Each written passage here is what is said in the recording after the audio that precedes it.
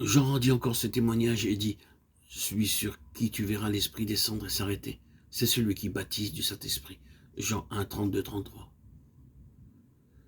La prédication de Jean-Baptiste parlait de Christ comme de l'agneau de Dieu qui ôte le péché du monde, et comme de celui qui baptiserait ses disciples du Saint-Esprit et de feu. Jean 1, 29, Luc 3, 16.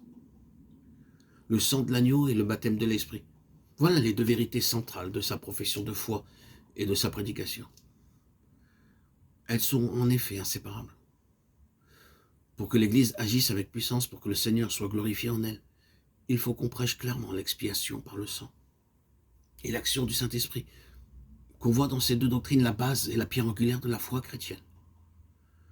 Il n'en est pas toujours ainsi, même chez ceux qui veulent marcher à la lumière de l'Écriture. L'intelligence humaine admet plus facilement les souffrances et l'expiation de l'agneau de Dieu suivi du pardon et de la paix qui en résulte que la doctrine plus abstraite du baptême du Saint-Esprit, de son habitation dans l'homme et de sa direction habituelle. Le sang de Christ a été répandu d'une manière visible et frappante, en sorte qu'à l'aide de types, il n'est pas difficile d'en saisir la signification, tandis que l'effusion d'esprit est venue directement du ciel, et qu'ainsi, on la tient généralement pour un mystère divin impénétrable. Le sang purifie les impies et les rebelles, tandis que le don de l'esprit s'adresse aux disciples obéissants.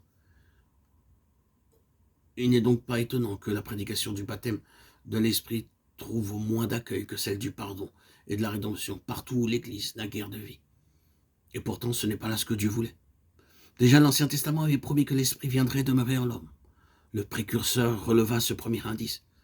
Il ne prêcha pas l'expiation sans dire aussi pourquoi et comment s'accomplirait en nous le dessein de Dieu. Le péché n'entraînait pas seulement culpabilité et condamnation, mais corruption et mort. Non seulement il faisait perdre à l'homme la faveur de Dieu, mais il le rendait indigne de communion avec Dieu. Et sans cette communion intime, l'amour divin qui avait créé l'homme ne pouvait pas être satisfait. Dieu voulait réellement nous avoir tout à lui. Il voulait que notre cœur, nos facultés aimantes et tout ce qui constitue notre individualité lui fussent une demeure, où put habiter son amour, un temple où il fut adoré.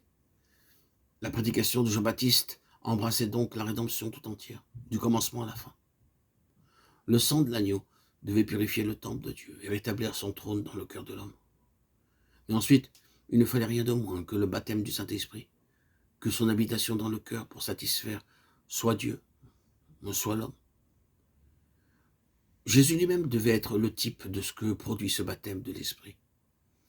Jésus ne donnait que ce qu'il avait reçu. C'est parce que l'Esprit demeurait en lui qu'il pouvait baptiser du Saint-Esprit.